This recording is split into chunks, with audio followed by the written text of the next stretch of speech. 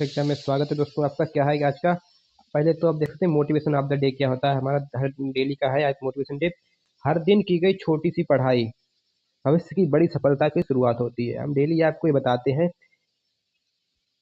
ठीक है दोस्तों। डेली आपको हम क्या बताते हैं कि छोट यानी कि डेली पढ़ते रहिए, तभी सफलता आपको निश्चित मिलने वाली। ठीक है, सीखते रहो और आगे बढ़ते रहो। ठीक है, पर चलते हैं अपने टॉपिक पे। क्या इलेक्ट्रोकेमिकल सेल्स क्या होती है, यानी विद्युत रासायनिक सेल्स। ठीक है, बीएससी थर्ड सेमेस्टर में अगर आप हैं तो ये वीडियो आपके लिए बहुत इंपॉर्टेंट होने वाली है। ठीक है दोस्तों, तो इसका परिचय देख सकते हैं क्या। पहले तो आप इसका परिचय देखें क्या, यानी इलेक्ट्रोकेमिकल सेल्स, यानी जो इलेक्ट्रोकेमिकल सेल्स होती है एक ऐसा डिवाइस है जो रेडॉक्स रिएक्शन मतलब ऑक्सीडेशन रिएक्शन मतलब कि इसमें रेडॉक्स प्रक्रियाएं होती हैं, उसकी सहायता से केमिकल एनर्जी जो यानी केमिकल एनर्जी को इलेक्ट्रिक एनर्जी में बदलता है। यानी जो सेल्स होती हैं वो क्या होती हैं, जो इलेक्ट्रोकेमिकल सेल्स होती हैं यानी विद्युत रासायनिक सेल्स, वो केमिकल एनर्जी मतलब कि रासायनिक ऊर्जा जो होती है उसको इलेक्ट्रिक एनर्जी में बदलती हैं।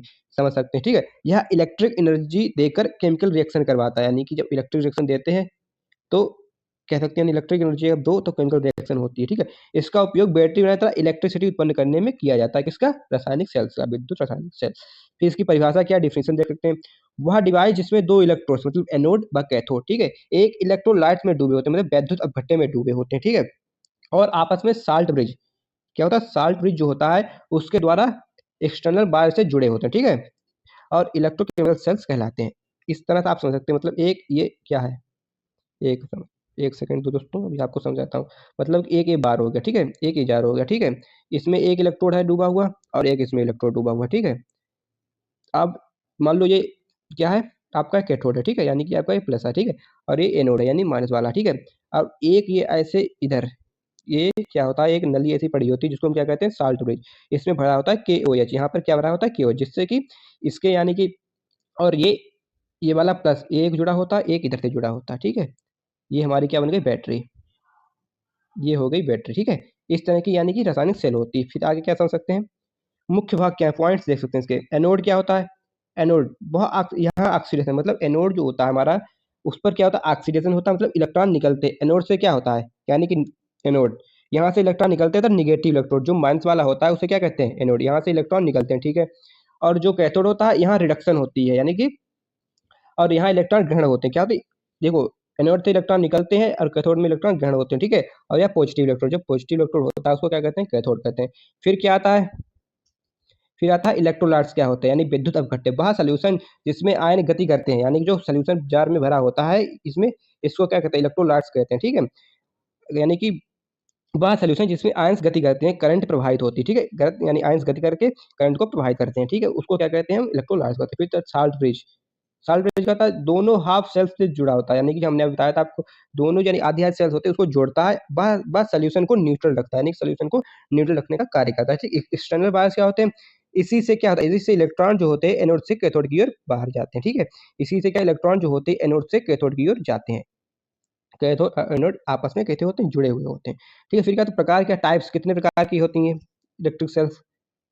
ठीक है, केमिकल इलेक्ट्रिक सेल जो होती है कितने प्रकार की होती है, एक तो होती है गैल्वेनिक सेल, यानी कि जिसे बोल्टिक सेल भी कहते हैं, यानी जो गैल्वेनिक सेल होती है उसको हम बोल्टिक सेल्स भी कहते हैं। ठीक है, यह क्या होती है, यह केमिकल एनर्जी को इलेक्ट्रिक एनर्जी में यानी कि बदलती है, यानी स्वतः स्पोंटेनियस रिएक्शन, यानी कि स्वतः होती है। ठीक है, अच्छा फिर क्या होता है, इलेक्ट्रोड यानी कि इलेक्ट्रोलाइटिक सेल्स, ये क्या होती, ये इलेक्ट्रिक एनर्जी को केमिकल एनर्जी में चेंज करती है।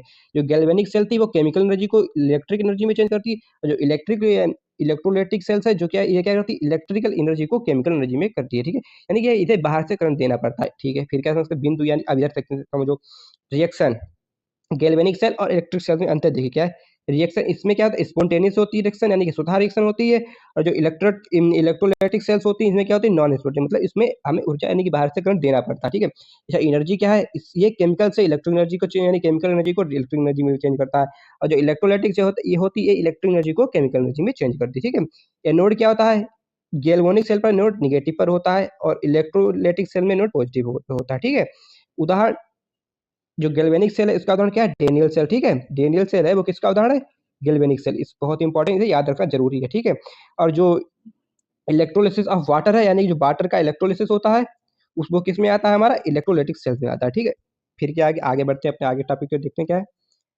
अच्छा, कार्य करने की प्रक्रिया देखो क्या है, कार्य करने की मतलब वर्किंग क्या है।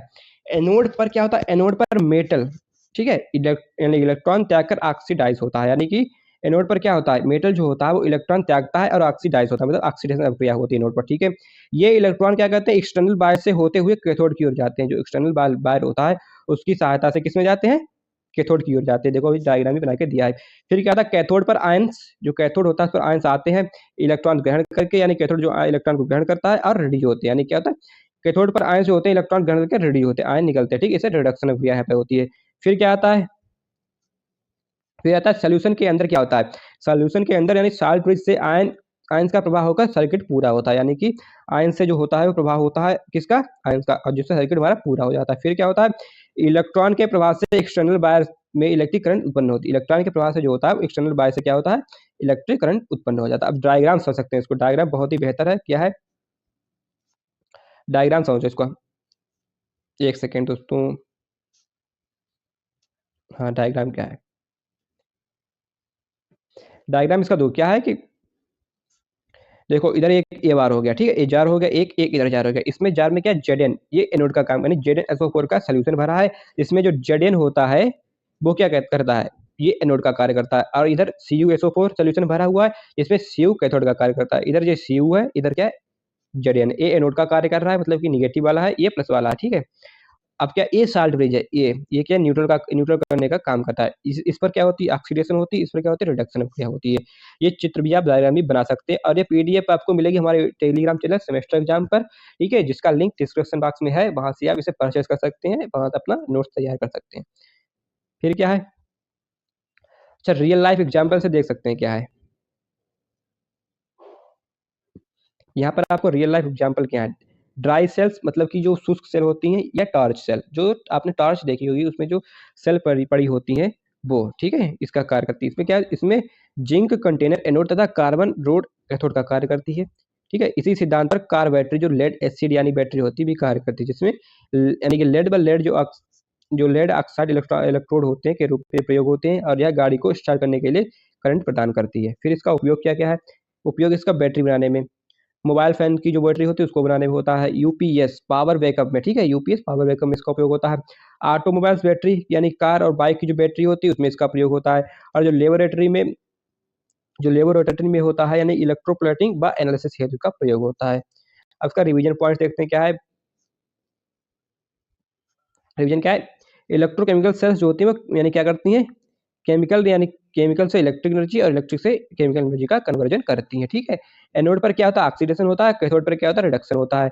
गैल्वेनिक सेल स्पॉन्टेनियस होती हैं, तो स्वतः होती हैं, इसमें इलेक्ट्रिक सेल्स नॉन, और इलेक्ट्रिक सेल्स होती हैं नॉन स्पॉन्टेनियस होती हैं। सॉल्ट ब्रिज सॉल्यूशन को न्यूट्रल रखने एवं सर्किट को पूरा करता है। इलेक्ट्रॉन एक्सटर्नल बाय से एनोड से कैथोड की ओर बढ़ते हैं, ठीक है दोस्तों। यहाँ पर आपका टॉपिक, आज का टॉपिक पूरा होता है, ठीक है। और बने रहिए हमारे दोस्तों इस चैनल के साथ। Best of luck for your exam. नियमित अभ्यास और सही समझ ही सफलता की सबसे बड़ी ताकत है। जय हिंद।